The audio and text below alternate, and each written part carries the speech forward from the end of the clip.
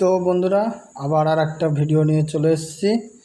তো দেখতে থাকো, ভিডিওটা দেখো। আজকে সেই ঝড় ওঠার কথা, ঝড় আসার কথা হচ্ছে আজকে।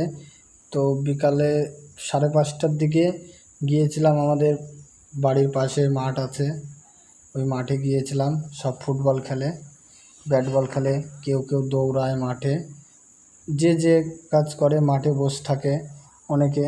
দেখতেই পাচ্ছ পাড়ার সব ভাইয়েরা ফুটবল খেলছে, হালকা হালকা বৃষ্টি হচ্ছে, তার ভিতরে সব ফুটবল খেলছে। তো আমি ভিডিও করছিলাম, তো আমাকে দেখে জিজ্ঞাসা করছিল যে কী করছো। তো আমি বললাম আমি ভিডিও করছি। তো একটু মিথ্যে কথা বলেছি যে নতুন ফোন কিনেছি, তারই দেখছিলাম ক্যামেরাটা কীরকম। তো এইখানটায় সব সিনিয়র সিনিয়র দাদারা সব বসে আছে। তো এখানটায় সব বসে আছে, তো আরও সবাই আসবে তার জন্য বসে আছে। তো বিকাল টাইমে এখানটায় এসে বসে থাকে।